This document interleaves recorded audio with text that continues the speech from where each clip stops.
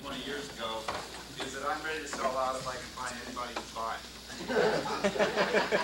After talking with a few people here last night, I think we can put together a package deal. And if you want, you can talk to my brother over there. I want to thank Tom and Alan and the young people here at the campus for letting us do this trip. This is my second time on the campus for 20 years. The last time was when they were building the gymnasium. Flew out and came here for a day or two and got a feel for the place. But maybe it was too quick, or maybe it was the wrong time for me. This time coming here has felt like genuinely coming home. I dropped out of the school in, I think it was either the fall or the winter of fall of 68 and then 69. By the spring of 69, I was outside agitated. By the summer of 69, I wasn't allowed on this campus or any other campus in the country. And they sent me to the University of Buffalo once. That was it. I have been on the university campus maybe 10 times since then, each time to go to a play at the University of California, San Diego. So I am not very aware of what's happening on campus today. But at the end of these 5 minutes, I'll maybe see what's happening, what I'm perceiving happening, and how I think it relates to we who were here 20 years ago. I want to thank one other person. And what happened to Vlad? There's a person who's here named Vladimir Lenin Schlomberg. Vladimir Schlomberg. I always got that funny wrong. 20 years ago, Vlad helped me get a job. When I was trying to go to work in the factories, I was on a list, like a number of other people. And so I tried at Chrysler Twinsburg to get a job. I tried at the rubber plants to get a job. But my name was on the list. Now SDS, some segments of SDS were having a work-in that year. I was just trying to get a job. Vlad helped me get a job. In fact, he helped me and Bill Whitaker and later Ken Hammond, who could not be here tonight, to have our first experience in youth entrepreneurship. We started the Red Star Roofing Company.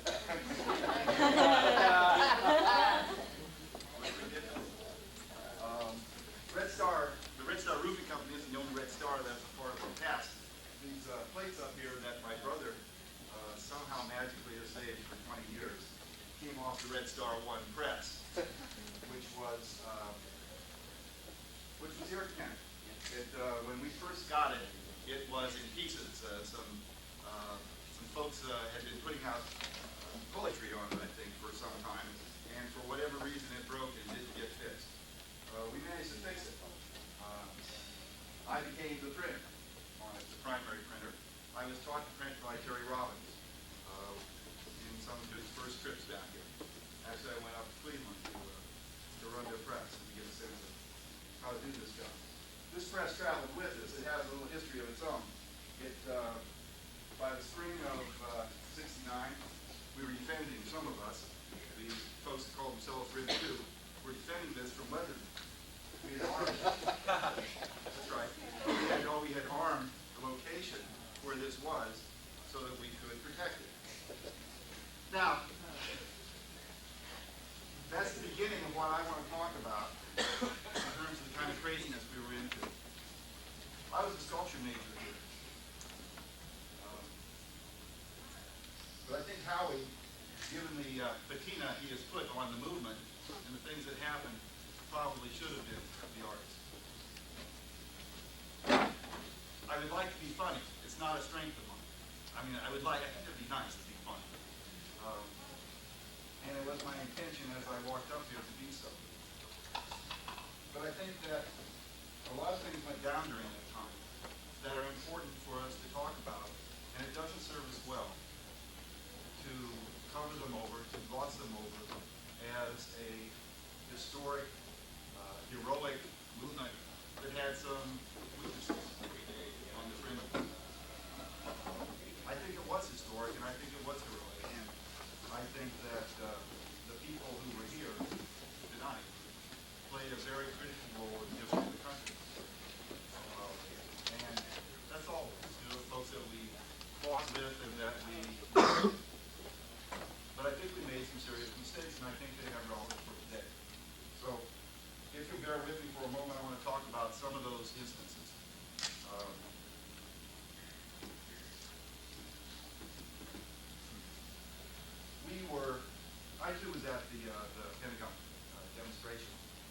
I was there that night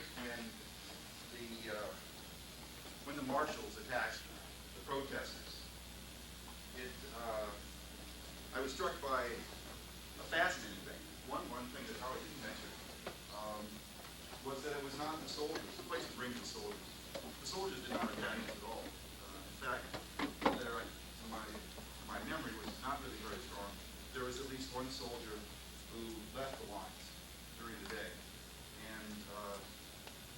and refused to stand there and guard the Pentagon against us.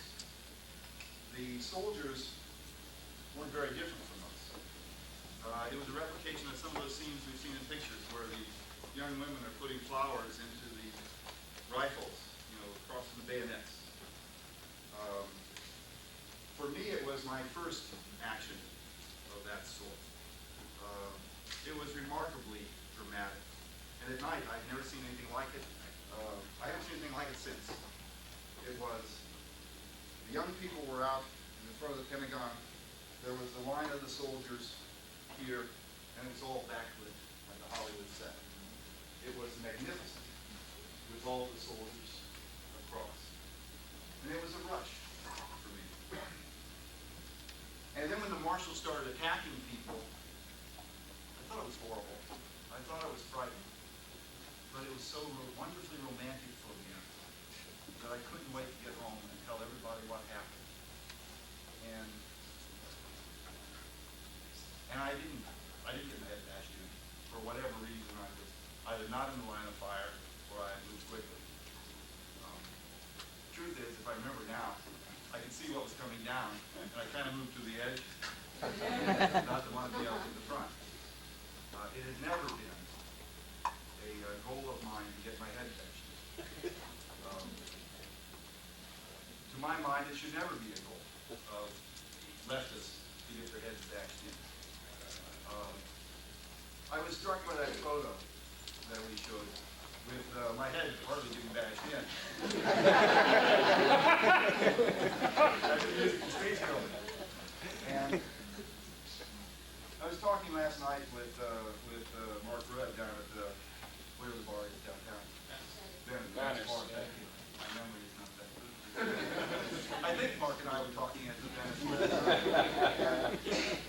And I was commenting, a number of people have come up to me, apparently who have seen this slide and have some memory of that action, and have a sense that someone said, well, hey, man, you were called non-struggle all this time. Look at this picture. You get your face bashed in.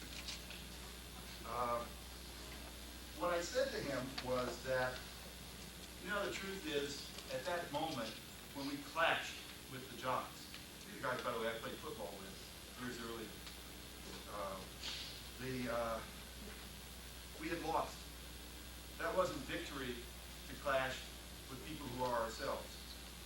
That was an expression of the failure of our organizing, not of our strength, not of our courage, not of the will of the people against the enemy, who was us. One of the things that has concerned me then and continues to concern me, let me say first, I am not an activist at this point. I was never a movement heavy. I've spent the last dozen years in one way or another working with migrant workers out in California. I've been out in the field, I've been out in the encampments. Now I sit at a word processor all day. Still with the same people, but I punch a clock and I sit there and I type up stuff most of the day. Basically advocating for migrant worker rights and programs to serve migrant workers. I have not spent much time in the last 20 years thinking about what we did and the significance of it. In fact, I've probably spent an inordinate amount of time trying not to think about it and to focus on other things. I'm not altogether sure why that is, but when I was asked to speak here, I accepted because I thought, heck, you guys got to deal with it sometime, and also maybe there's some utility in thinking about it. So I really can't speak to the third world movements that are going on. I really can't speak to the issues of racism, sexism,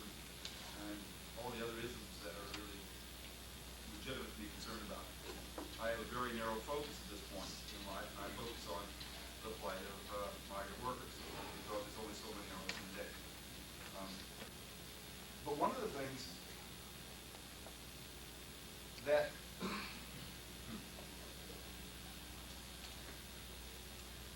I'm not sure where to jump to, and I told Bill I would be short, but I'm going to pursue this a little further if I may. When Howie went through his list of the various peoples that we are to be concerned about, that was legitimate. I have nothing to quarrel with that. I was struck, though, by the one group that seemed missing in that. That group was the workers. Guys and women working in offices, factories around here. The men and the women who used to work in factories around here, they're now on the streets in San Jose, California, where I live. Because plants closed down here. About 15 years ago, I wrote a screenplay called General Strike in Akron. It postulated a fantasy at that time that the rubber company, I should say this, when I left Akron about, whenever it was, 17 years ago, they had signs up all over the place that saying, "Hey Mac," on the billboards. Hey M-A-C. And MAC was Make Akron Competitive. The billboards were paid for by the rubber companies. What did it really mean? It meant that the rubber union had to negotiate back on their contract. There were a lot of threats. They said, "No, guys, these plants are old. You're making a lot of money now. You're the privileged sectors of the working class." You didn't see those words, but they implied that. And they said, if we're going to stick around here, we're going to have to negotiate back on your contracts, and they did. I said, okay, well, we'll take that cut back. So my fantasy then, as I was leaving town, was that, and that became a screenplay, unpurchased, I'm afraid, was that the rubber companies would develop a secret scheme where they were going to dump this town, where they were going to cut out in unison, go offshore, do their production. And then in my story, somehow the people got word of this, and they did things. And it became kind of a 60s revisited story. I came back to Akron a few years later, with my camera in hand, thought, well, I'll take some pictures of the sets and stuff. I came to the town, and there were no rubber plants open. I was amazed. Everything was shut down. What I had thought was fantasy was reality. And I was amazed that I didn't hear word one about it. Now, I live in a pretty insular world. I don't read the progressive newspapers, but I somehow missed it. And I have a feeling that not a lot went down here. I have a feeling that the student left, the trade unions, the other progressives in the community, somehow there was not an outpouring to say, stop this bullshit. And I think, we come back to Kent State, 1968, 1969, that we lost a classic opportunity here to begin to develop an industrial worker progressive movement. That was one of the things that defined the difference between what we, for a very brief moment, called as RIM 2, Revolutionary Youth Movement 2, for want of any other organizational form to identify with, and what was the Weathermen. I dug through my very meager archives, and I found two documents. First was something I was told is something of a cult document at this point. It was one of the first things that we did here at Kent. It's called Who Rules Kent by Kent Students for Democratic Society.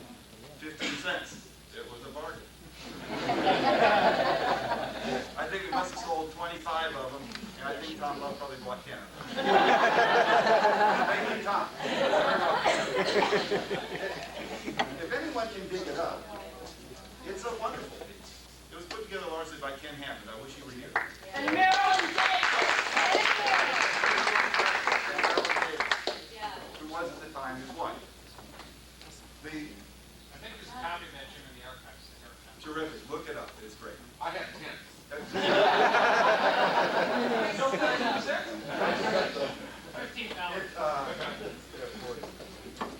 What was significant about it, there were other Who Rules things done. I think Who Rules Columbia, Who Rules something, I don't know. There were other things done. We were sort of late coming to this, but we were late coming to a lot of things. So we tried to catch up. The significant point of what it does, basically, is it looks at who the trustees are here, who the regents are, and it ties them in with corporations in which they're on the boards of directors. Now, we didn't have computers in those days, so Ken would read through the people who were on the boards of directors and would simply memorize them. And then when he was finished reading all these things, he'd say, oh yeah, Eckersley, or whatever his name is. Yeah, he's on this one, and this one. And then he'd write it out. The key, the message here in this for us was the same old message. There's a ruling class in this country, and there's a working class in the country.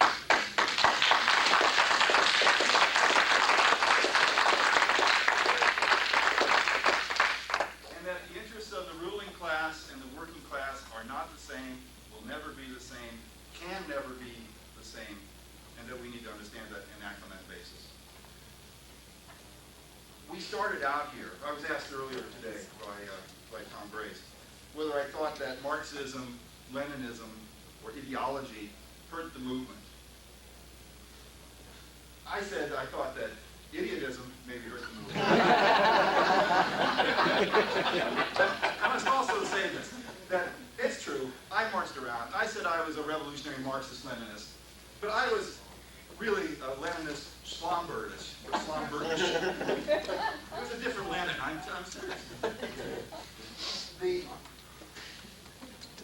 I don't think that Marxism hurt this movement at all.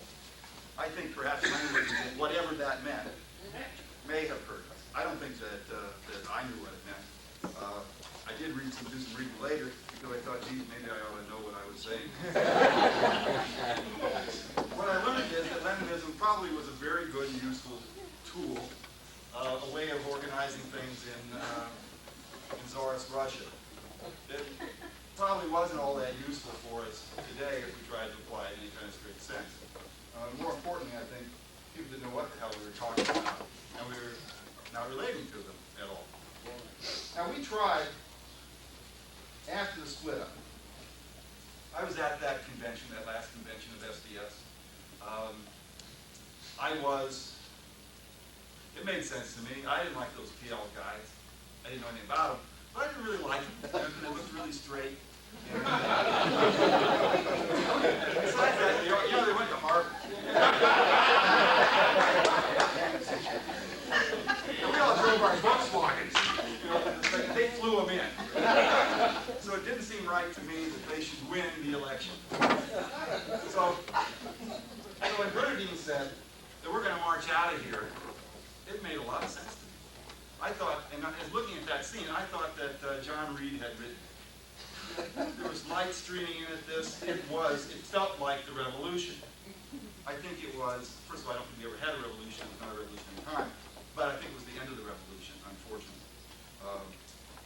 But I dutifully carried the strongbox, by the way. I don't know how many people know that, but that became, because I was sort of a big guy, and somehow the national office knew that even though we were expelling PL, we were moving to another place. And we needed to have the money, and so I carried the money up the joint. And I felt like a robber, filled with the romanticism. Another thing, we did these posters. We did not have to do this poster of Che, which is a wonderful poster. This idea of saying that a true revolutionary is guided by great feelings of love is, I think, really true. I think we were also guided by great feelings of ego, great feelings of adventure, great feelings of romance, great feelings of identification. I need to identify with peoples in this world who were winning, who were struggling, who were good folks, and who our country was screwing over.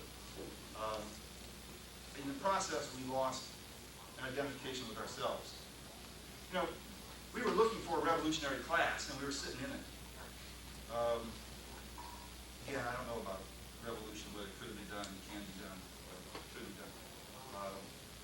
But Kent State was not Berkeley.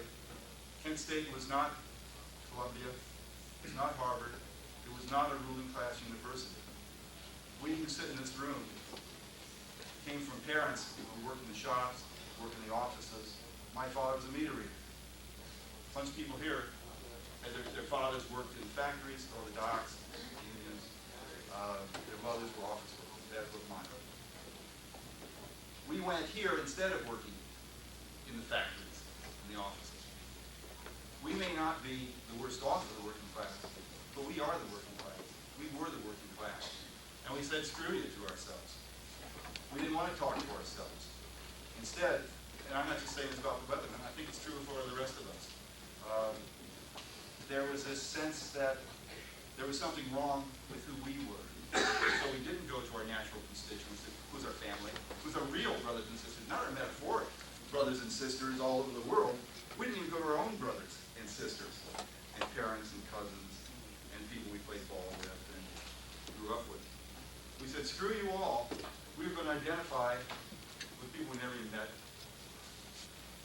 I'm not opposed to identification. I just think we missed a classic opportunity to talk with ourselves and to do something that had impact.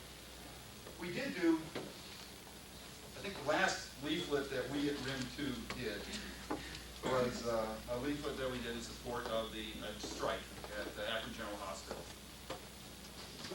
We don't learn very easily, so it's the same folks that put this together. So we did an analysis of who the real scabs were, and we did the same kind of thing. We looked at who was on the board of trustees at Akron General Hospital, what corporate directorates are they a part of, and then we found, of course, that they're all linked. There is indeed a ruling class that transcends down to Akron, Ohio, Kent, Ohio, and that effectively controls the organizations we work for and we burn under. So we distributed this at Plant Gates.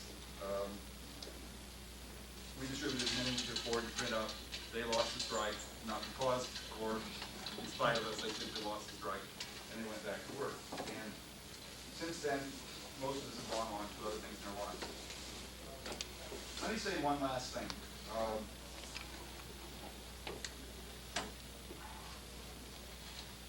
I've been very much impressed with the people I've talked with about what they're doing now. There are a lot of teachers in this room, surprisingly. There's a lot of teachers. There are no captains of industry. There are a lot of teachers. There are too many attorneys, perhaps.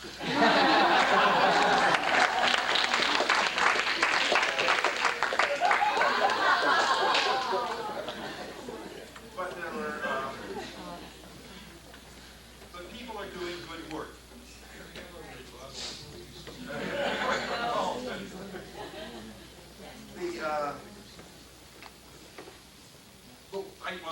One final thing then. In spite of all the good works that we're doing now, I think it's unfortunate that we're doing those things. I think we have a lost generation, the old guys and women in this room are a lost generation of this country. We're the last group of people that did any good on our SAT test, right? It's downhill. It's, You're funny.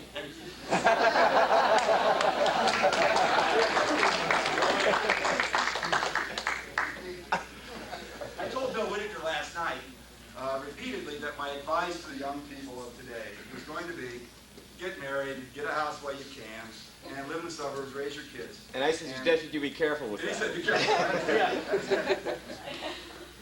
Actually, that's why I thought, I was sort of kidding him. But as I thought about it, I thought it made a lot of sense. And after all, that's what a bunch of us have done. He's one of the lawyers, too. Yeah, and one of the lawyers. I think we have extraordinary challenges ahead of us as a nation and as a world. They aren't simply the challenges that we need to deal with in terms of identifying with and helping oppressed people that are around us.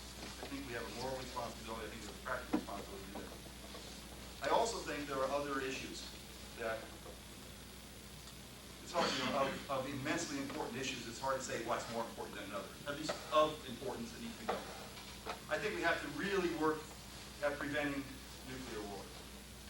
I think we have to prevent the kind of Malthusian disaster that we're heading toward, overpopulation.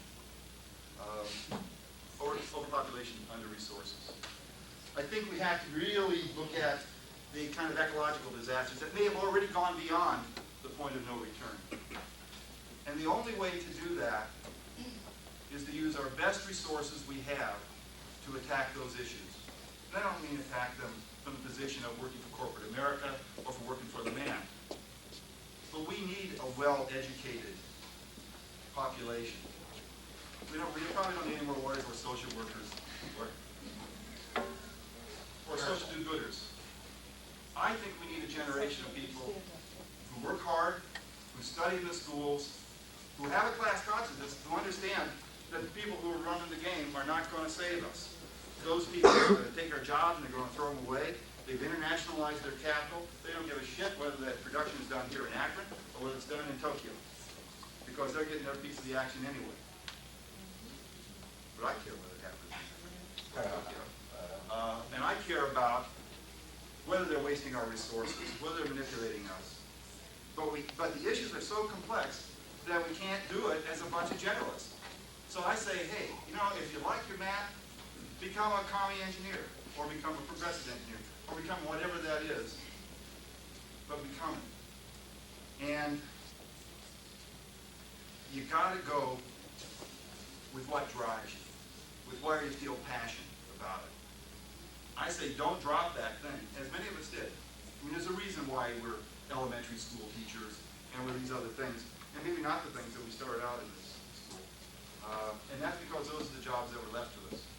After we did our thing, after we decided, you know, we got kids, we got to send them to college, we just got to put clothes over on their backs. So we went back to go to work. And those are the jobs that were open to us. I'm suggesting you continue it. It doesn't mean you continue your education, continue your work, don't drop out and start over stuff. Finish it and take us forward into the 21st century in a somewhat better way, or at least with a better chance than we got now. Thank you.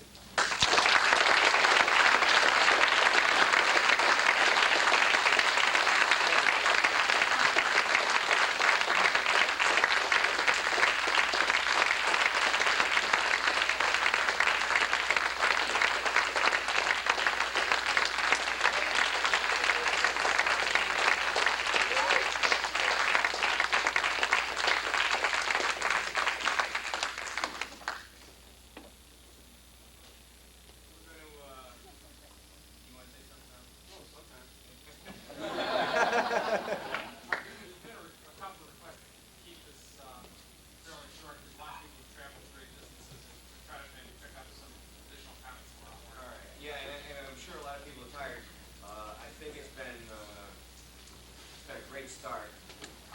Ken Hammond couldn't be here, by the way. He wanted to be, he was planning to be here as late as yesterday, and because of some family problems, he was unable to make it. We're still trying to work on getting him out here tomorrow, and I'm sure he would want to be here. One announcement that I've been asked to make too, before we go into any discussion, is I'm told by some of the students, present-day students, that they're going down to JB's afterwards. They just wondered whether any old fogies were, that's the word that was used to me, whether any old fogies but anyway, so there will be some people going down there. Tomorrow evening, after the afternoon session, there's going to be a party at I'm told a place to be announced. So that's a closely guarded secret at the moment, but there will be a party. I think that even though it is 10 after 10, and if people are interested in doing it, I really think that it would be helpful and it would be good to get a little response, having heard two presentations and good discussions of what happened 20 years ago and how it relates today. So does anybody want to start? Tom? That could be related to 20 years ago. That doesn't have to be related to, you know, it's just open for discussion. I have about a 1-minute Harper's Index. Last 24 hours, the government has spent $850 million on defense. The last 24 hours, federal and local governments have spent $55 million on the drug war. Last 24 hours, 6.5 million people continue to use cocaine and heroin. One of those 6.5 million died. Last 24 hours, 25 people were killed in deadly violence over drugs caused by the drug war. Last 24 hours, 273 people died as a direct result of alcohol. Last 24 hours,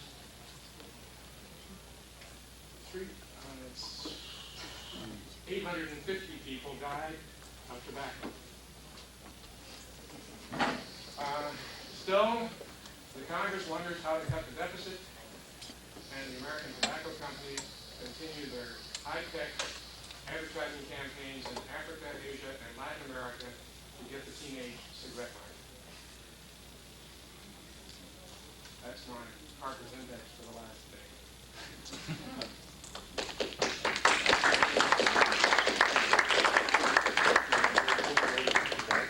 Yeah, it just occurs to me that comparing the situation 20 years ago and comparing it today, looking at the motivational factors, I was kind of interested in the possibility of perhaps the growth in the overseas production of goods that are consumed in the United States with the resulting balance of trade deficit, and also the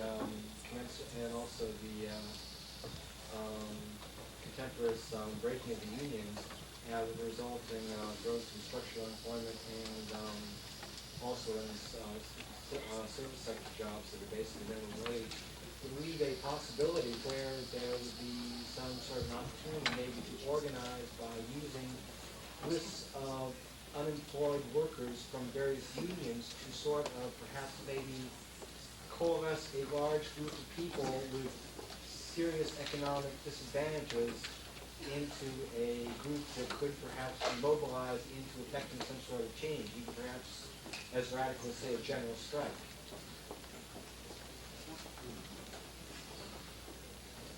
Alex, does anybody want to address that? I mean, the point is, no, we're just throwing it up for... We're trying to have the discussion in an abbreviated way. It seems to me it's going to be hard to focus in. Yeah. Why can't we just adjourn now? We'll think about this stuff, talk about it in small groups. And All right. Does that meet with everybody's approval? Okay. All right. Now, what's the everybody tomorrow? What time tomorrow? Let's make it clear.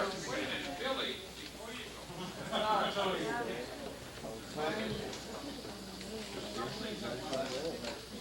This is Tony Walsh. Tony has a few things to say before we break up here.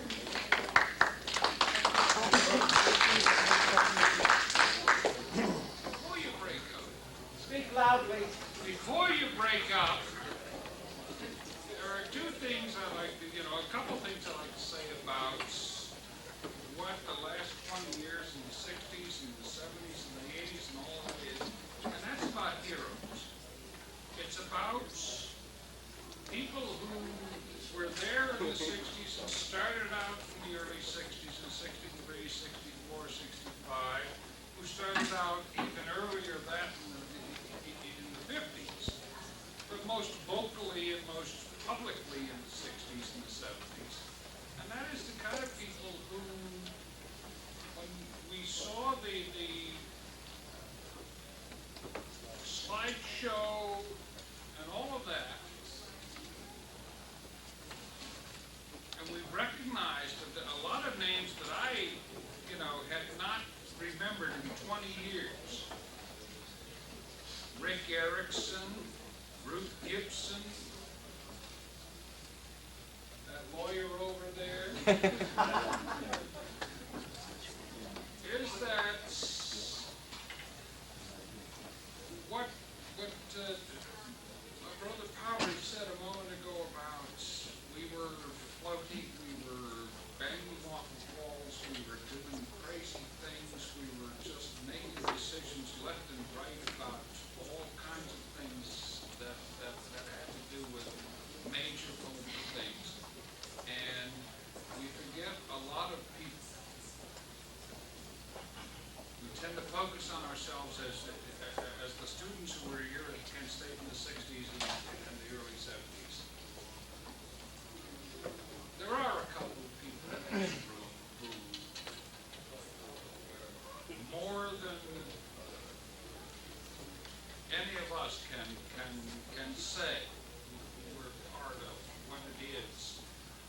we were about in the 60s. There's Hal Emmer, there's Tom Grace, there's Billy Whitaker, there's Ellen Canfora. We tend to forget that they came out of traditions. When we talk about what we did and why we did it and all of that, is that there were parents, there were teachers, there were university professors to whom we went in 63, 64, 65. In the early days, the Kent Committee to end the war in Vietnam, all of that.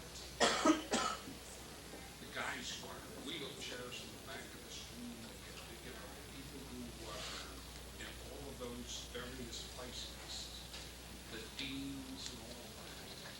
There are people like Ruth and Howie Emmer, Ruth and Jack. And Jack in the early 50s suffered some terrible shit with the HUAC and all of those things. There are people who were professors in those days to whom we desperately turned in all of those moments when we were getting crazy in front of Bowman Hall that you saw on the slides. That there were guys like Tom Luck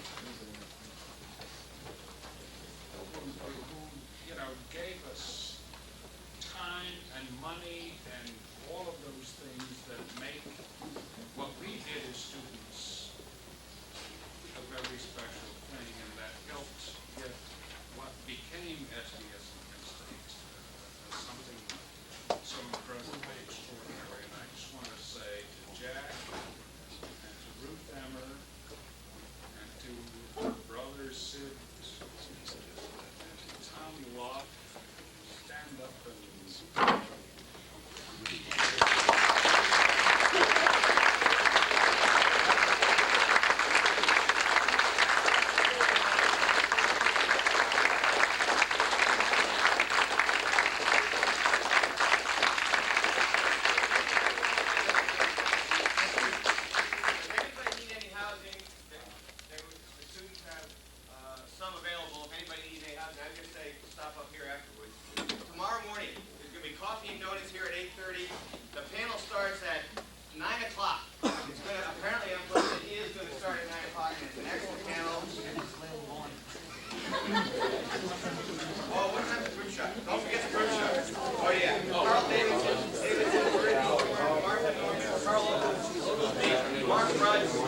First thing in the morning, you don't want to miss it. 9 o'clock, it's going to start.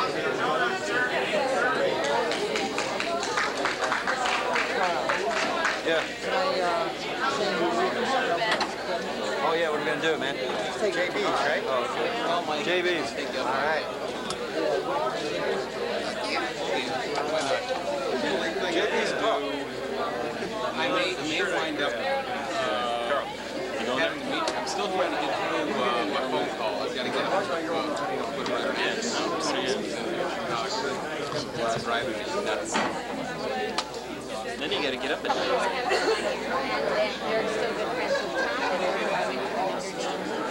I was in high school. Tom Miller.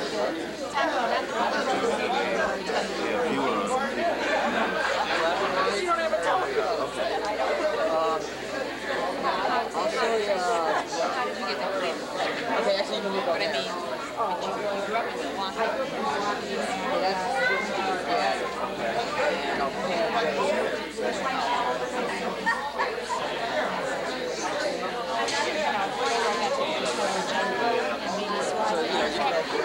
Cousins are friendly. Are they all in the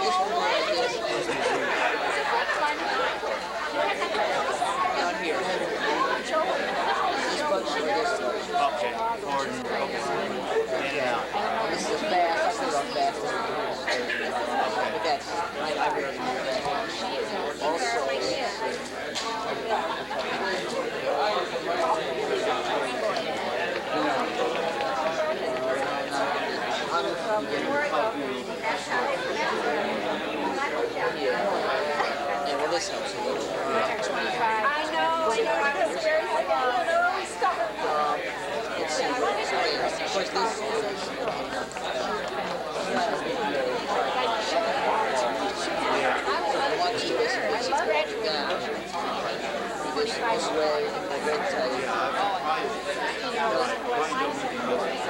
no, because you might, if they sort of...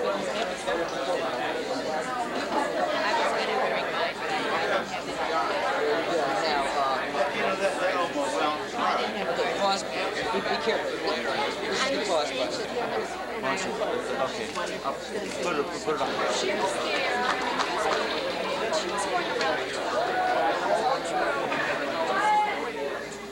When I said we were going to start at 9 o'clock last night, I had it, so let's be quiet and get started. Tom Albany from the Progressive Student Network is going to introduce our speakers, and so we're going to get Tom.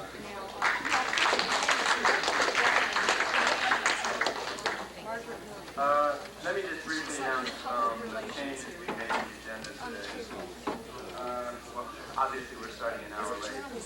But besides that, what we've done, for people who don't have this yellow agenda, we've added Martha Norman from the SNCC onto the list of speakers. And we have, we've kind of switched around a little bit where we're going to have Carl Davidson, Bertie Dorn, Martha Norman, and Carl Ogle, PhD. And then we're going to have a response panel. And then after the response panel, Mark Rudd is going to make a speech and then have a question and answer period before lunch. So that's the only changes that we've made.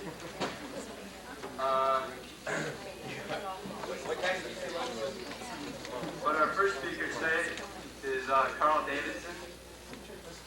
Carl Davidson was raised in Aliquippa, a steel mill town in western Pennsylvania. A graduate of Penn State University, he joined SDS in 1965 while on the faculty at the University of Nebraska. He was elected SDS Vice President in 1966 and remained so until 1967 and served as Inter-Organizational Secretary 67 through 68. He was news editor of The Guardian, a New York-based weekly, for 8 years. Davidson was also a member of the National Steering Committee for the three major anti-war coalitions. Widely published in the Left and the Alternative Press, he is currently a contributing editor to Unity, the newspaper of the League for Revolutionary Struggle. I introduce you to Carl Davidson.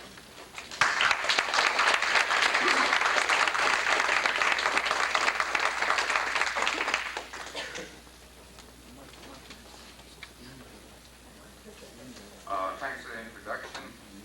As SDS's interorganizational secretary, some of us were talking last night about it might be a good idea if we reconstituted the SDS chapter here for a short time, and as interorganizational secretary, get off a letter of solidarity to the Students for a Democratic Society in Beijing.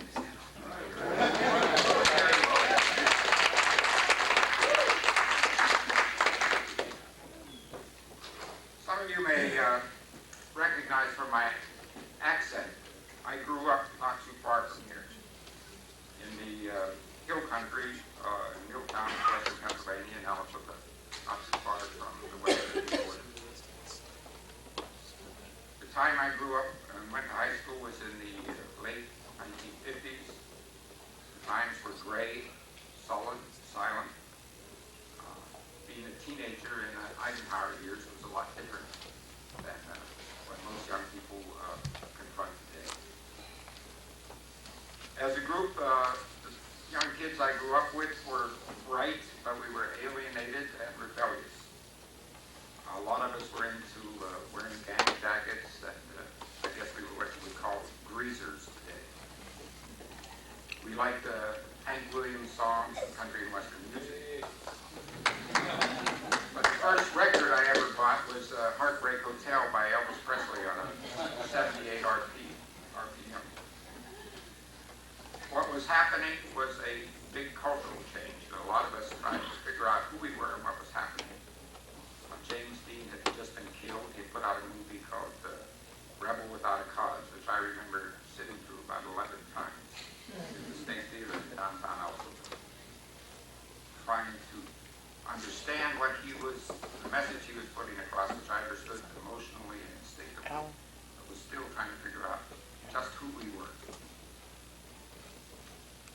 One thing that took place that made a big cultural shift then was the birth of rock and roll, and Elvis, in fact, was a very important figure, especially if you think back about what rock and roll music really was and what it meant for our generation. Rock and roll music was really married to country and western music on the one hand and black rhythm and blues on the other. And it caused a cultural split. My father, who was an automobile and truck mechanic, was no ethnomusicologist, but he understood what rock and roll was, and he didn't particularly care for it. I think his term for it was jungle music.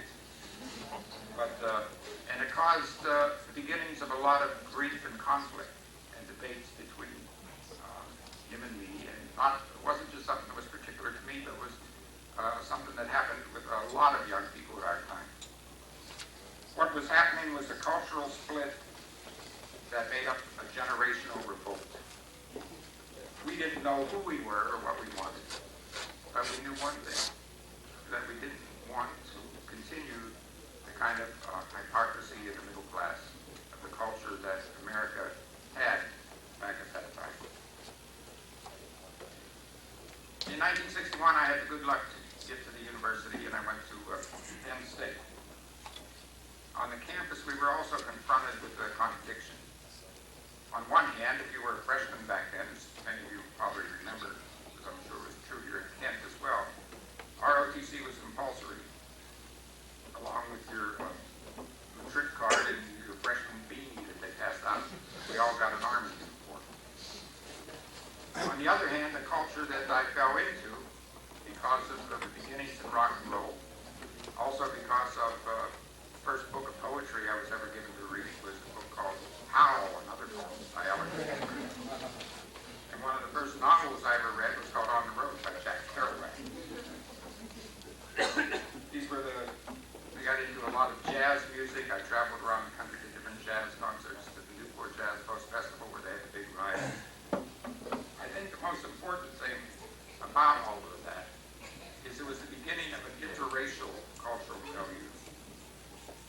What we were discovering, although I'd never heard of it at that time, was a lesson that W.E.B. Du Bois had pointed out decades previously in his book, The Souls of Black Folk, which is the problem of the 20th century was the problem of the color line.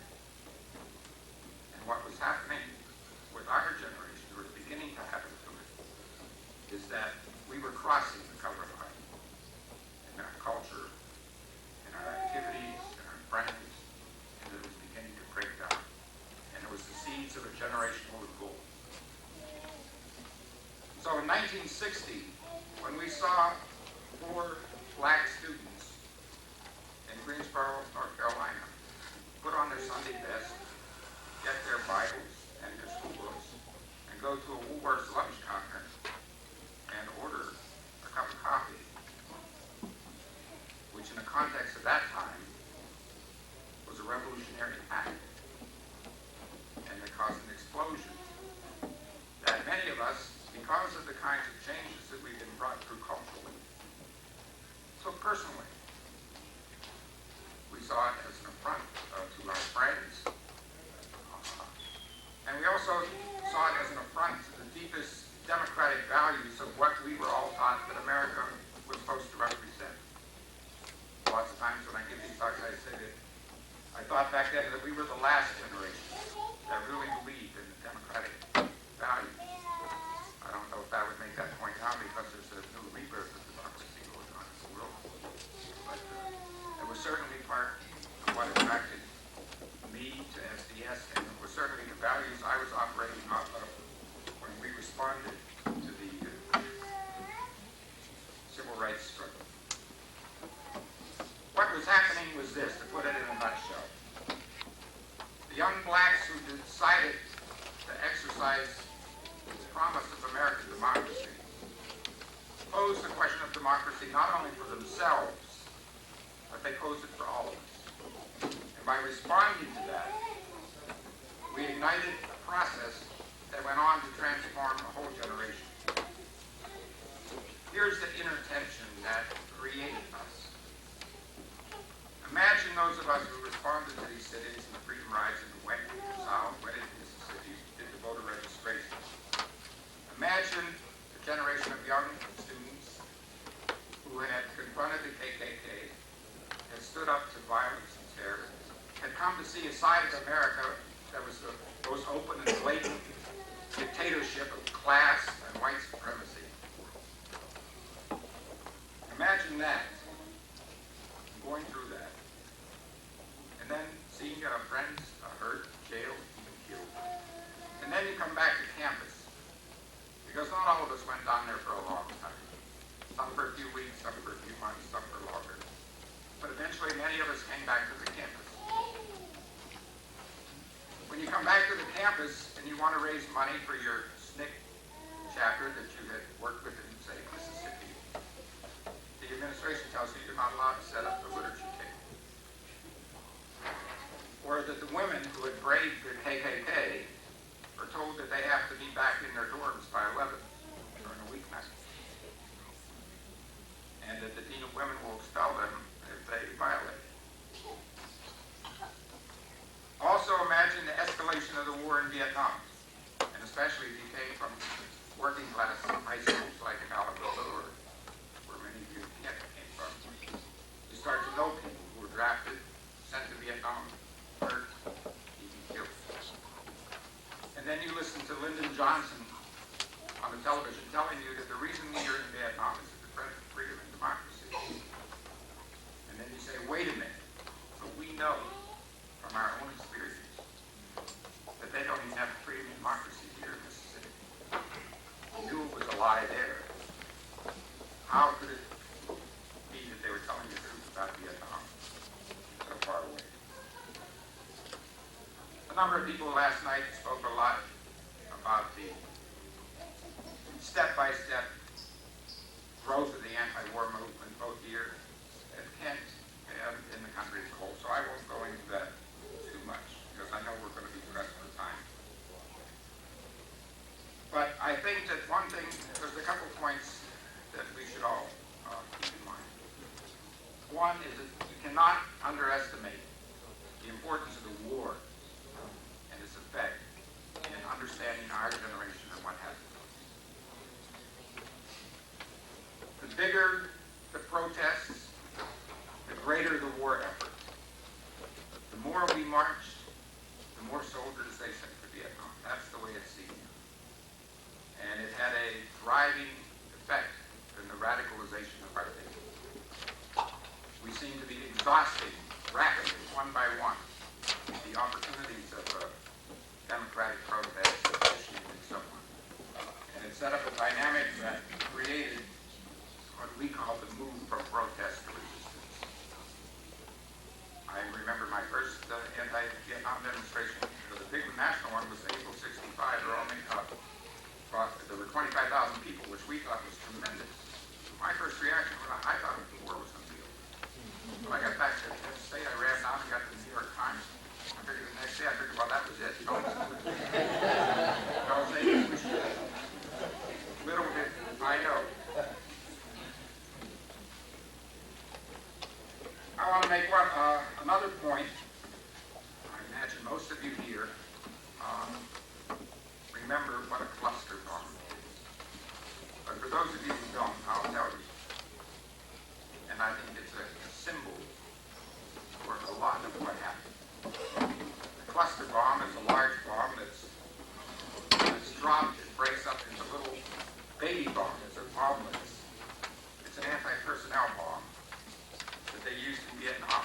One of these things will slice to ribbons anything in the size of a couple of football fields. Now, cluster bombs are bad enough. But one thing that they added in the course of the Vietnam War are defense intellectuals, or whatever you want to call them. They stopped making cluster bombs out of metal and began to make them out of hardened plastic. And the reason, there was only one reason to make them out of plastic rather than metal. that when they shattered and the little pieces of plastic entered people's bodies, that the Vietnamese would not be able to use X-ray machines to detect where the shrapnel was. And it would cause untold suffering and misery. And the idea was to terrorize and demoralize the population. Now, if you can hold that thought in your mind, I want you to think about who the real terrorists were. When you think of some of the extremes that our movement went to, although not even all of us agreed with it back then, we have to keep things in perspective. Whatever you can say about us, we did not have the blood of the Vietnamese on our hands. And the people who do are still walking around as national elder statesmen. Word up.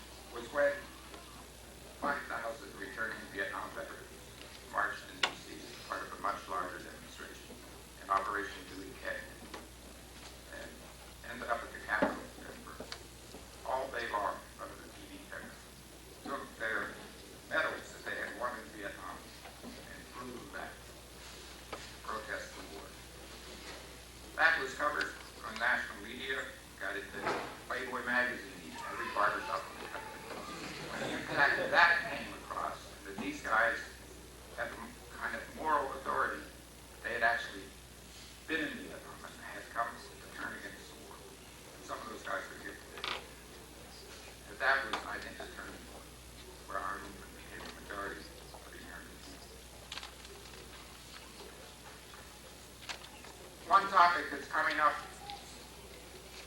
this weekend is what happened to SDS.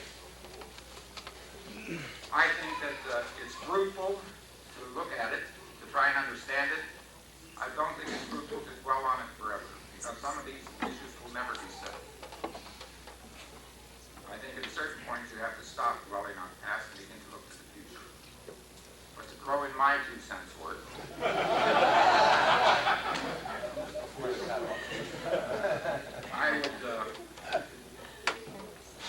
I would put it in 3 points in terms of trying to define what happened to SDS.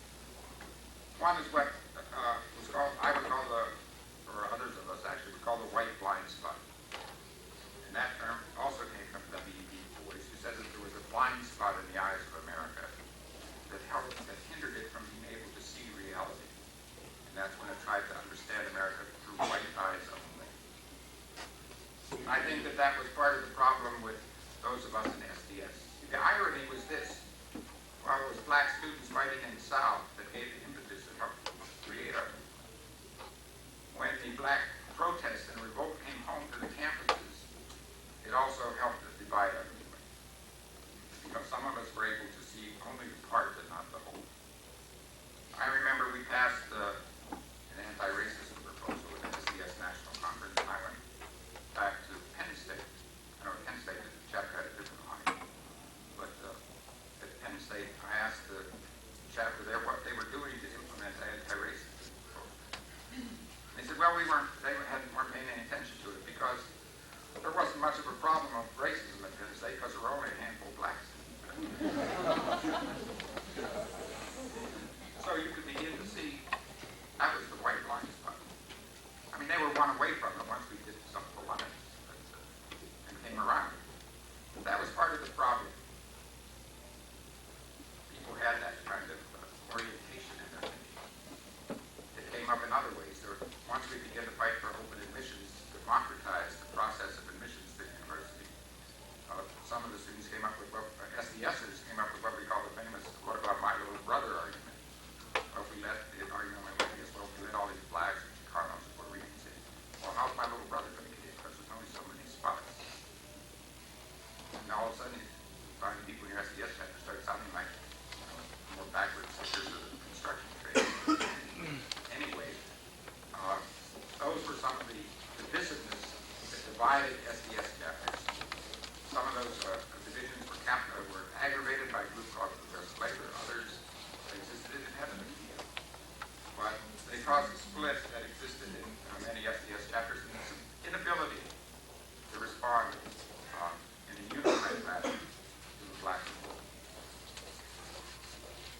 second blind spot, to borrow from the same metaphor of Du Bois, is what I would call an elite blind spot. Many of the SDSers, because of the radicalization that had taken place, because of the frustration of being able to prevent the war from escalating, began to see themselves as totally alienated from the U.S. society, as an elite that was detached, as an elite that had contempt for ordinary people. And in essence, what they began to do was to see themselves as something special, rather than as something that was a product of American roots and American tradition. And once they had done that, it was a few short steps added the violence that the war had created to lead off into all sorts of adventures and the kind of fanaticism. The third point that I want to get into and actually develop some is what I would call a theoretical blind spot. I think that part of the problem was trying to define who we were then and who we are now. Not only, and by we, I mean not only the students today, but who we are today, being the children of the 60s and the 80s and 90s. We tried to determine this in SDS with many countless debates on the question of agency. Who was the revolutionary agency that could transform society? And it went from all sorts of different things. So the university community is an agency of social change, to interracial movement, to the working class, to the third world, to a theory that I was associated with briefly called the theory of the new working class. We made some beginnings in our attempt to develop an analysis of this. We had some idea that things were different for us as students. Penn State was something new in a sense. So was Penn State. Prior to the Second World War, most of the students in the country came from the upper classes. But we began to see that in schools like Penn State and others, that more and more students were reaching down into the broader classes, the working classes of society, to draw upon the population. In part, this was a result of the developments in science and technology, the information revolution. And it was having an impact on the class structure. We were writing papers back then. We wrote one called the Port Authority Statement, which pointed out that the sector, blue-collar sector of the working class was shrinking, and that what was coming into being was a larger service sector and professional sector. And this is what we concentrated on at the time, begin to develop an analysis of the new working class. We saw the universities as knowledge factories. We didn't really understand the information revolution, but we started to think of it in those terms. We began to develop that kind of understanding. But the problem was that the upheavals that were going on in the world, the huge upsurge in national liberation, the storms that were taking place, led many of us to put some of this thing on the back burner. And we took over the categories of Marxism and Leninism to help us understand what was in fact happening. And in many ways they did. But I still have come to think that some of our most radical ideas, as being borne out by what's going on in the world today, was not so much our socialism, but our commitment to democracy and freedom. And that's what's being borne out in the streets of Beijing, and what's happening in Moscow, and what's happening in Korea. It's a radical commitment to democracy and freedom, and the importance of transforming society on the basis of a new technology. Some of those ideas began in SDS, but were short-circuited. And I think that we need to begin to rethink some of them today.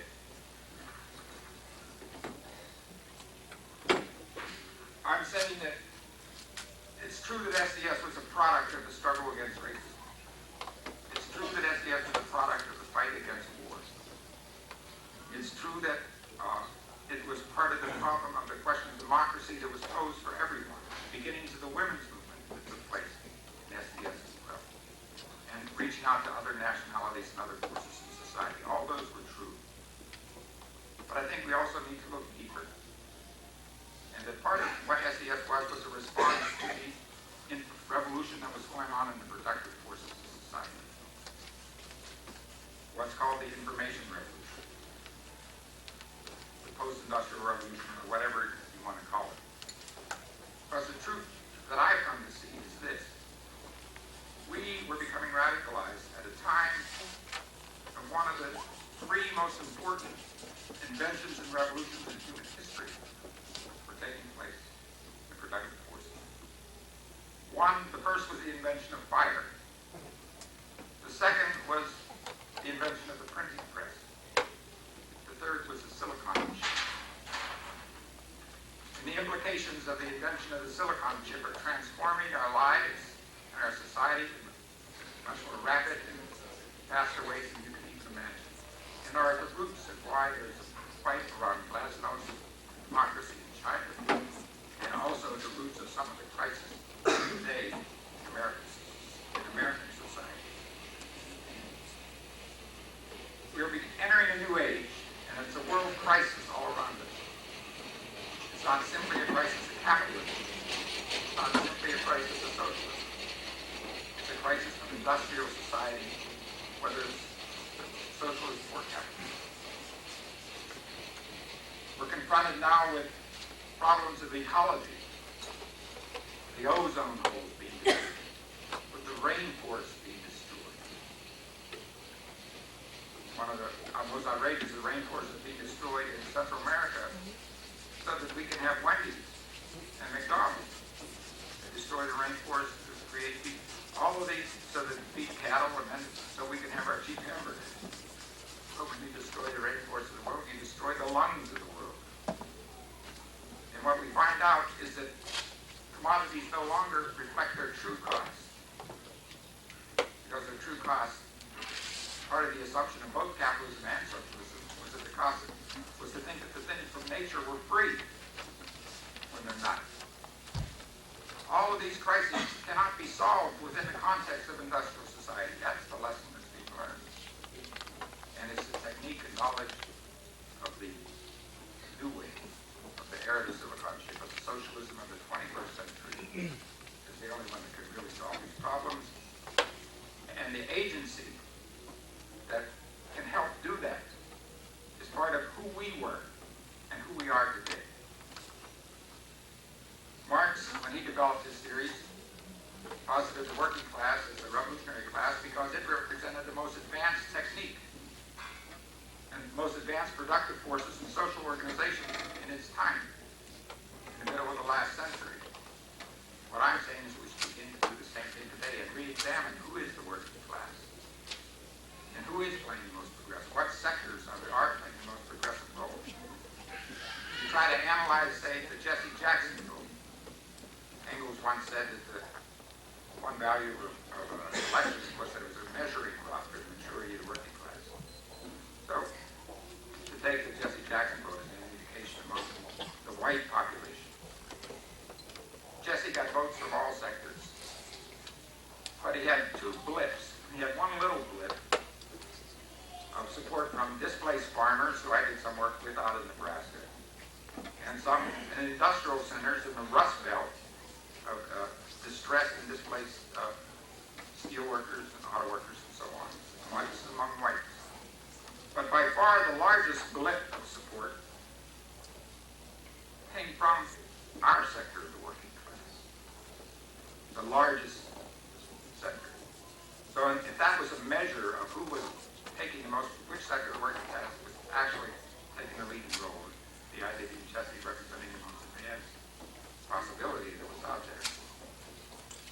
Then you could begin to see it. I could see it. I worked in Harold Washington's campaign in Chicago, like Harold, where he actually, for a brief shining moment, had the Rainbow Coalition in power. At Harold's first victory parties, I looked around the room, and I could see that the truth of the vast number of whites were people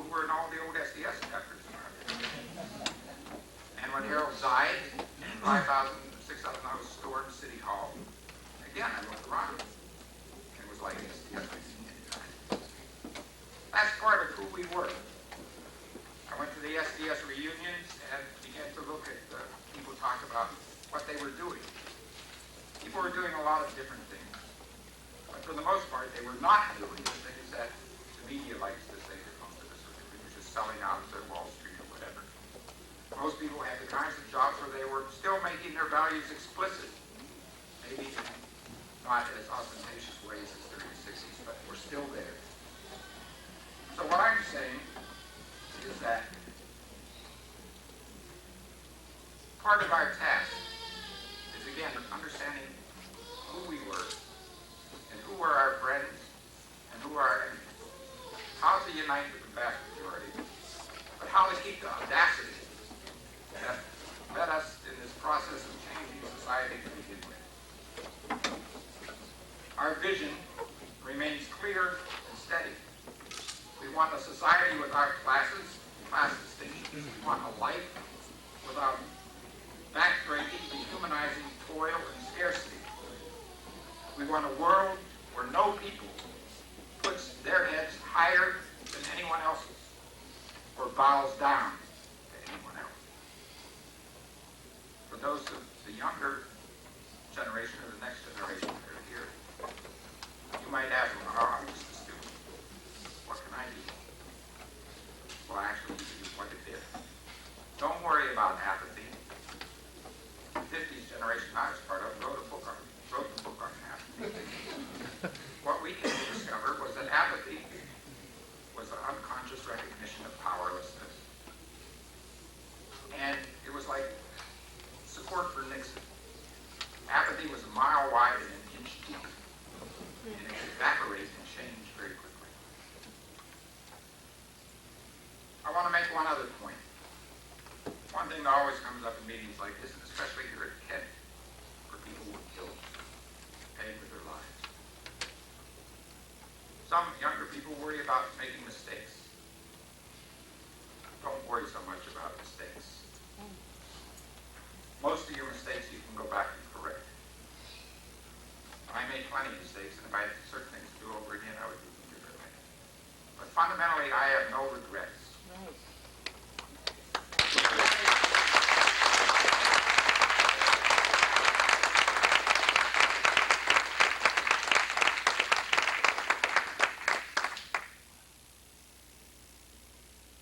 I feel that I owe all of you a profound debt for voicing out with us, participating in this movement, enabling me to do things and see things that other guys I grew up with could only imagine. But I avoided making the biggest mistake of all, which was to do nothing, to sit on your hands, to become an object of history rather than a subject of history. Not to take part. The biggest mistake of all is not to take part in shaping history, and to shape it on the side of justice. Thanks.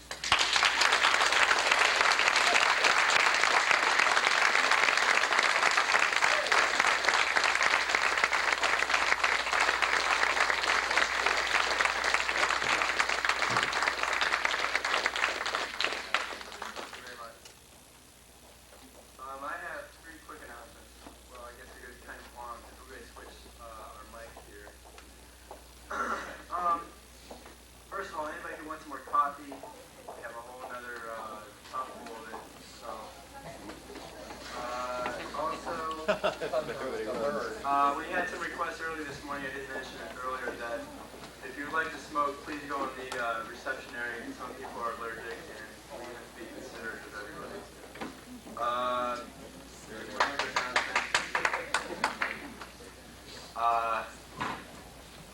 For people who weren't here yesterday, we had a registration, and we announced that due to some other factors, we couldn't take registration at the door, registration fees. So how we arranged it is that when you register, and I'm asking also that people who are in here who haven't signed in and registered, please do so.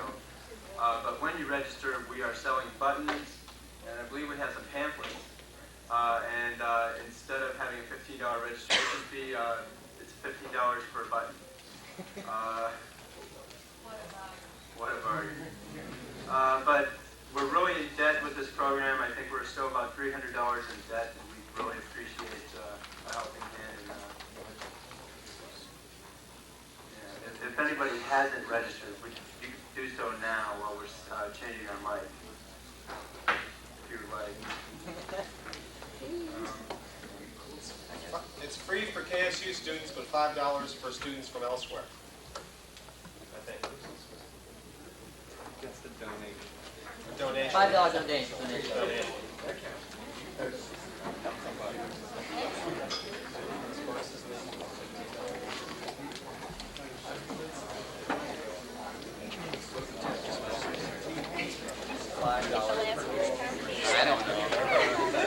Now, since we have a moment, I have another announcement. If I can have everybody's attention for a second.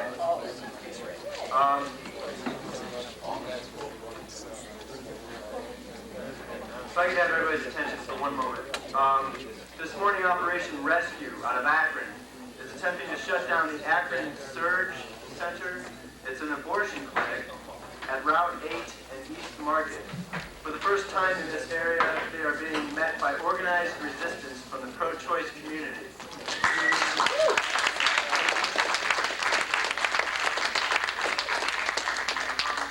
To hook up and join with this network to oppose further attacks called Refuse and Resist in Cleveland. And I have a phone number if anybody's interested. It's 766-8173. That's Refuse and Resist in Cleveland. 766-8173. Real center.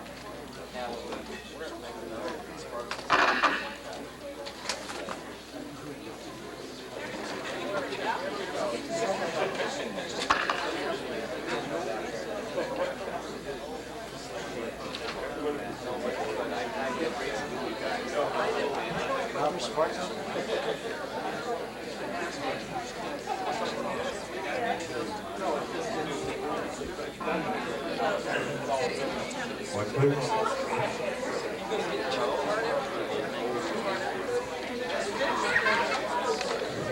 Excuse me, can I have everyone's attention again for a moment? Excuse me, can I have everyone's attention?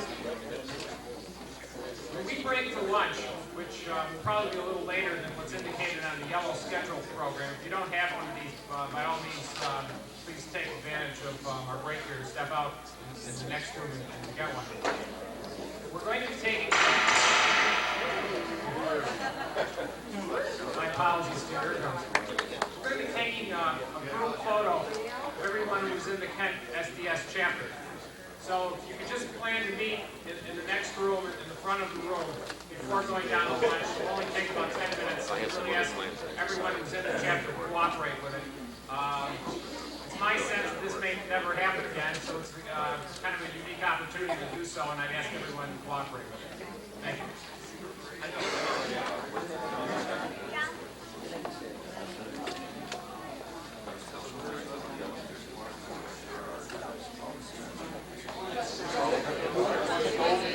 How is it now? Is it any better? Okay, I just turned the reverb on. That's between 90 days.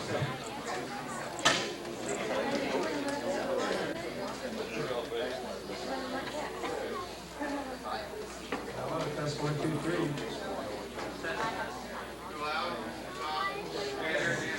Test. You're off. 1, 2, can you hear that? Barely.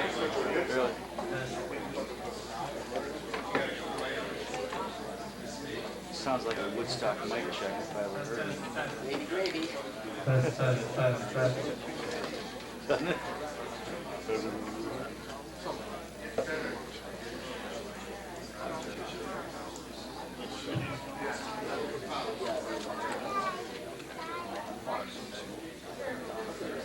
Home on the range.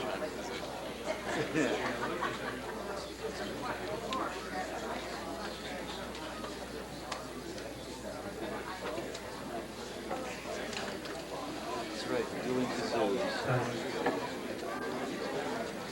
Where are you going again?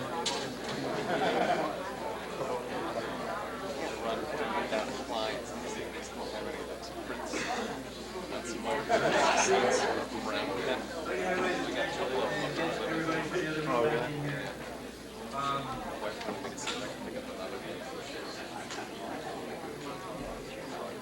Our next speaker is Ms. Bernadine Dorn.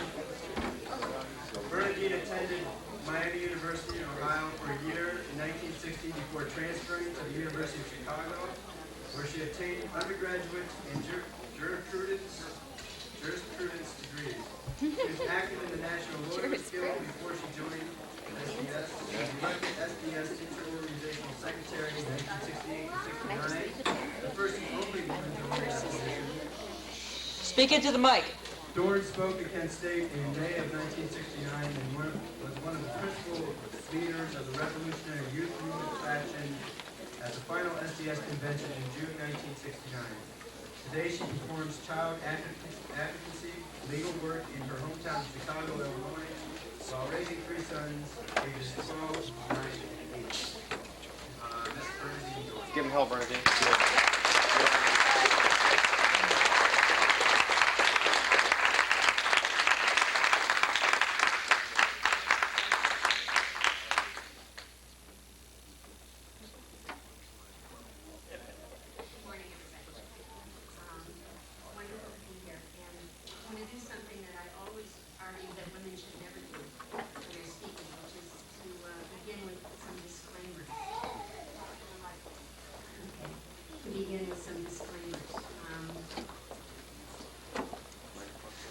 One is that I went to an SDS reunion this summer in Poughkeepsie, New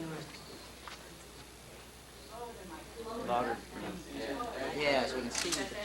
Yeah. Good.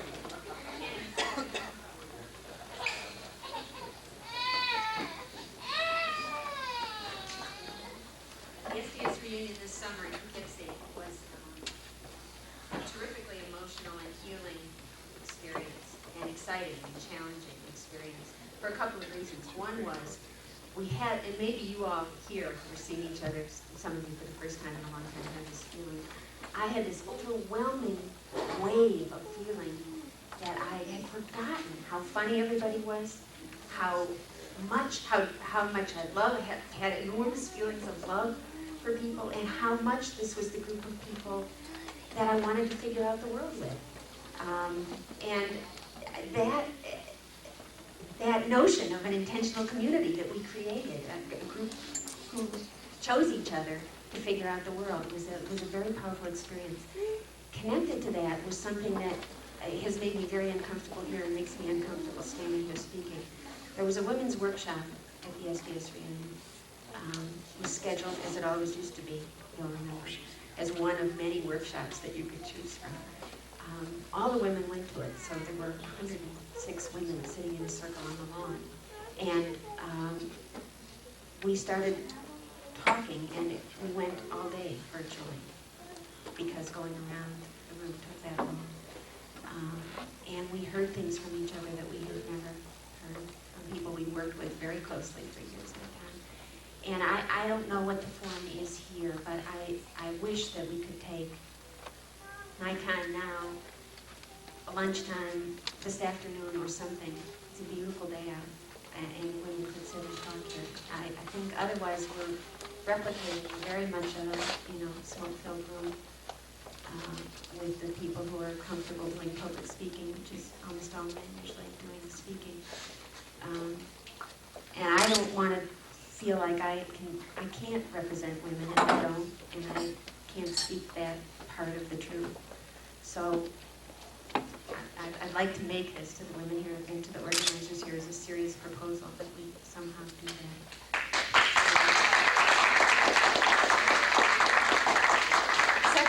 The second disclaimer is that I had a different understanding of this, and what I prepared to do, and what I actually used to do in the old days somewhat well, and still can do well, is talk to students, to young people, to people, about locating the anti-war movement and the Vietnam War and the anti-racist movement in the context and in history. So that's what I prepared. I didn't prepare to do an internal dissection of could we have saved SDS or not, what were the splits about, the issues of weather and so on. But I'm quite open to talking about that with everybody in a circle or in a community where we talk about those questions. So and this, I guess, is a disclaimer that I feel like I'm holding this thing up, that I might disappoint you, and I don't really need to be speaking what we already know. But I'm going to go ahead and try to set the context that I thought that this was about the war, anti-war movement and the anti-racist movement. Beginning with some lines that I have come to love from Emily Dickinson. Believing in possibilities and not wanting to miss the dawn, I open every door. The 60s was an unprecedented opposition, ultimately an insurrection against the dominant social values and institutions of U.S. imperialism, fired by a vision of the urgent need for fundamental change. Flawed, imperfect, in some senses failed, yet the values and the spirit of the 60s, the ideas we fought for, the remarkable successes and the more intangible changes, our sacrifices and our best efforts. I think we were right. By the 60s, we referred to an overlapping series of political and cultural movements and upheavals which began roughly with the sit-ins of young black students that Carl referred to in Greensboro, North Carolina on February 1st, 1960, and ended with the U.S. Embassy, the U.S. defeat and frantic retreat from the rooftop of the U.S. Embassy. Images which I'm sure all of us will never forget, on April 30th, 1975. That period of time is what's called the 60s in my mind. Its antecedents include individual and collective acts of conscience and heroism, Rosa Parks' refusal to move to the back of the bus in Montgomery, Alabama in 1955, and the remarkable organizing of parents and young black students in Little Rock, Arkansas that next year, sparked by a woman named Daisy Bates. We include in the connotations surrounding the 60s a generation bound together by innovative rock, folk music, and jazz, by a rebellion in dress and relationships, by a questioning of authority throughout the institutions of society, and by dissatisfaction with the world we were inheriting. For me, the essence of the 60s lies in the moral force generated by the civil rights, black liberation, and anti-war movements.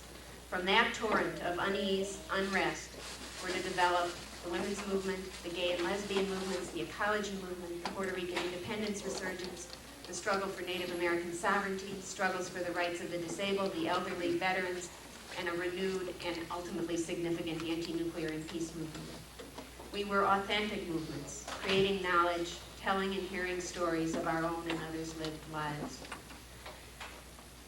Let me be clear, if it isn't already obvious, which it certainly is to us, that the anti-war movement was chaotic, inconsistent, messy, frighteningly small, and risky.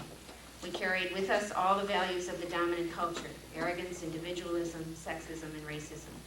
We were riddled with posturing, sectarianism, and excess. We failed to unite. We attacked each other, friends and allies. Replete with conflicts and inadequacies, we dreamed of being better, of shifting consciousness, of changing the cruelties of American life and ourselves irrevocably. Our motive in organizing and acting was not guilt, but an accurate recognition that as 6% of the world's population, the United States controls over 60% of the world's wealth, still true today. We tried to reckon with the privileges of being white in America, not as a psychological problem, but as W.E. Du Bois most eloquently described it a century ago, because as whites, we too were robbed of our full humanity by taking on the role of oppressor, even as passive oppressor. As white students, youth, and women, we concluded that we were responsible for what the government did in our name, and that our dignity lay with the liberation of the third world, not as acquiescent citizens reveling in the good life of consumerism and career. There is another nostalgic TV view of 60s history, which sells more jeans and music and artifacts, but is in fact a smoothed out, content and conflict-free, homogenized, unthreatening distortion. Other views, some of them by participants in the movement, now say that we went berserk back then, lost the true path, we only intended to reform the Democratic Party. This is a view that has made peace with more conservative times, that offers history stripped of context and reinforces, in my mind, the inequities and status quo of the Reagan era. I think that to best capture the complexity as well as the spirit and the substance of the 60s, we must turn to art rather than memoir so far. The novel Meridian by Alice Walker, the poetry of Sonia Sanchez and Marge Piercy, music, of course, and the theater of Abby Hoffman. I was a girl born to lower middle class parents, raised in Chicago and Milwaukee, the first in my family to attend college. I got into the movement working for Martin Luther King and the Southern Christian Leadership Conference on the west side of Chicago in 1965. As a law student, I taught tenants' rights and organized legal support for a citywide rent strike called by King as part of an open housing drive. On weekends, we marched into the segregated white neighborhoods of Chicago, calling forth the same white hatred that struck me as a 13-year-old watching the crowds on TV spitting at students in Little Rock. Observing these veteran organizers from the South at work in the black community of Chicago, I saw a range of tactics and strategy being brought to bear. Churches on hot summer nights packed to overflowing, waiting for hours to hear Reverend King. Programs to address people's concrete needs for decent housing and education for their children. Defying eviction orders and moving furniture back in after the sheriff had moved it out on the street. Mass mobilization and confrontation, witnessing with your body. It's impossible to overstate the impact and influence which the civil rights and black movement had on the movement against the Vietnam War. I want to remind those of you who were there and give those of you who were not a tiny flavor of those turbulent times, beginning with the crucible year of 1968 and culminating in those long 13 seconds when 61 shots were fired at Kent State. This, in a way, I'll do this real quickly because in a way the slideshow did what I was trying to do here with just saying how fast events happened and what the context was those last few years of the 60s. On January 5th, 1968, Benjamin Spock and 4 others were indicted for conspiracy to counsel, aid, and abet young men to evade the draft law. On January 30th that year, the Tet Offensive began in Vietnam. The U.S. Embassy in Saigon was overrun, and there were military uprisings in 36 cities in South Vietnam. On January 21st, and continuing for 77 days, Vietnamese military forces surrounded an American military outpost at Khe Sanh. During the ensuing siege, the United States dropped 220 million tons of bombs on the area surrounding Khe Sanh. It became the most heavily bombed target in the history of warfare. That June, the American forces quietly abandoned Khe Sanh. On March 12th, Gene McCarthy won more than 40% of the vote in the New Hampshire primary on a platform to end the Vietnam War. On March 31st, President Lyndon Baines Johnson announced he was not running for re-election. On April 4th, Martin Luther King was assassinated in Memphis. There followed uprisings in the black community in 125 cities nationwide. 55,000 federal troops and National Guard units were sent to cities like Washington and Chicago. By the end of the week, 46 were dead, 20,000 arrested. 1 week later, the first Mayor Daley, I'm sorry to say, now we have to identify them, issued shoot-to-kill orders to Chicago police against those suspected of looting or committing arson. In early April, the student and worker strikes began in France. On April 23rd, students at Columbia University in New York occupied Low Library and 3 university buildings to protest Columbia's secret involvement in war-related research and the construction of a gym in a Harlem park that would not be available to the black community. On June 6th, Robert Kennedy was assassinated in Los Angeles. That August, the Soviet Union invaded Czechoslovakia. In late August, there was a police riot at demonstrations at the Democratic National Convention. In September, there was a massacre of student demonstrators in Mexico City. Needless to say, 1968 was a watershed year. Skipping forward to the months before Kent State, one can see that the savage expansion of the war and the overall level of militancy in the black community and among young people at home escalated dramatically. These are just a couple months before the shootings at Kent State. On November 3rd, 1969, Nixon gave a speech identifying the real enemy as citizens within the U.S. He appealed to the silent majority to support the continued saturation bombing of Vietnam as the only true path to peace. On November 15th, simultaneous demonstrations in Washington and San Francisco were enormous, and the Justice Department was surrounded. On December 4th, 1969, the Chicago police, with the participation of the FBI, who now know, entered the apartment of the chairman of the Illinois Black Panther Party, guns blazing, fired 80 shots, killing the gifted young leader Fred Hampton and his colleague Mark Clark asleep in their beds. On January 1st, a 2-engine Cessna 150 dropped 3 bombs on the Badger Army ammunition plant outside Madison, Wisconsin. The bombs were duds. The same week, 2 campus buildings housing ROTC officers were firebombed, and the Army Reserve Building itself was broken into with axes and communication equipment was destroyed. This was all at the University of Wisconsin. The student newspaper, the Daily Cardinal, supported all these activities against the war. Stoughton Lind, in an article that month in Liberation magazine, compared similar widespread, what he called acts of resistance, intermediate between speech and insurrection, to the activities of American colonialists against the British. On February 20th, Judge Julius Hoffman sentenced the Chicago conspiracy defendants to 5 years in prison and refused to grant bail pending appeal. Demonstrations broke out across the country. On March 6th, a townhouse on West 11th Street was destroyed by a bomb blast that killed 3 occupants, who were SDS weather people, Ted Gold, Diana Outland, and Terry Robbins. On April 11th, Nixon announced an increased program of surveillance on Americans, confirming what was already a massive domestic illegal counterinsurgency program known by the acronym COINTELPRO. Many Black Panthers were killed and many remain in prison today as a direct result of the COINTELPRO strategy to annihilate the Black movement. The Massachusetts legislature, by large majorities, passed a bill allowing Massachusetts men to refuse combat duty in Vietnam unless Congress first declared war, becoming the first state to go on record against the war. When the constitutionality of this law reached the Supreme Court later in 1970, the court refused without explanation, as it did through 12 years of the war, to hear the case. On April 29th, American troops invaded Cambodia. On April 30th, Nixon announced B-52 strikes against Cambodia and North Vietnam and the invasion of American troops into neutral Cambodia, significantly widening the war. His speech, that speech, is worth rereading. It's a web of dishonesty, deception, and lies. He said he was unwilling to see the United States become a second-rate power and accept the first defeat in its proud 190-year history.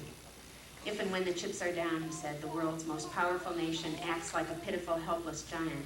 The forces of totalitarianism and anarchy will threaten nations and free institutions throughout the world. On May 1st, the Senate Foreign Relations Committee repealed the Tonkin Gulf Resolution. Nixon vowed to ignore it, and he did. Colleges erupted. Stanford saw the worst riot in its history. A student was shot by National Guard at Ohio State. 80% of the nation's schools announced some sort of strike action. Student editors from 11 schools called for an immediate nationwide strike. The National Student Association called for the president's impeachment. During the week following the killing of 4 students at Kent State, more than 500 campuses canceled classes. 51 did not open the rest of that year. Over 4 million students were involved. 30 ROTC buildings were destroyed by fire or bombs that week. The National Guard occupied 21 campuses. The report of the President's Commission on Campus Unrest, released in September of 1970 under the leadership of the former governor of Pennsylvania, William Scranton, noted the essential moderation of the tactics of campus protest in May and concluded, this is from their report, in May 1970, students did not strike against their universities. They succeeded in making their universities strike against national policy. Nothing is more important than an end to the war in Indochina. Disaffected students see the war as a symbol of moral crisis in the nation, which deprives even law of its legitimacy. This fast forward of events leading up to 70 is obviously just a brief indication and leaves much out. But I want to leap forward to the end of the 80s. What are we being told today about that history through the constant rewrite, through TV documentaries, and most powerfully, the last few years, through film? An examination of the flurry of movies about Vietnam exposes at least 6 popular themes about the war and the U.S. role in the war. These movies are filled with outright lies. Platoon, Full Metal Jacket, Hamburger Hill, Rambo, Good Morning America share with the earlier Apocalypse Now and The Deer Hunter themes which reverse the hard-fought-for understandings achieved in the 60s, themes now comfortably in harmony with the Reagan-Bush administration worldview. These movies portray Vietnam as an impenetrable, mysterious quagmire into which the well-intentioned and innocent Americans try. They portray the Vietnamese as fanatical torturers or pathetic victims. The horror and atrocities such as the massacre at My Lai, the tiger cages, the point-blank executions, the forced relocation of the civilian population into strategic hamlets are carried out by the Vietnamese themselves in these films, not by the invading American forces. Theme number 1, the enemy is not human. Perhaps the most significant breakthrough of the 60s was the empathy and identification with others in the world, particularly the Third World. The early civil rights movement built connections to the fledgling African independent states. The movement in opposition to the Vietnam War produced, and they're still here, internationalists. We studied Vietnamese culture and history. Though this ability to identify with others in the world has been undermined by the past 2 decades of reaction, perhaps most vividly illustrated by the now pervasive image of Arab terrorists, a racist stereotype that appears to have replaced communists as the symbol of the dreaded other.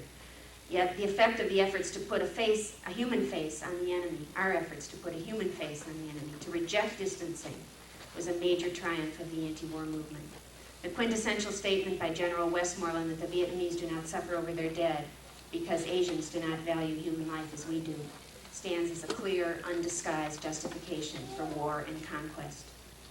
Theme 2, the American government was a well-intentioned, blundering force for democracy in Vietnam, an innocent caught in the quagmire, Stanley Carnot's failed noble crusade, suffering from an excess of the desire to do good. In reality, the war was the consequence of a deliberate, coherent, and bipartisan strategy implemented over 20 years.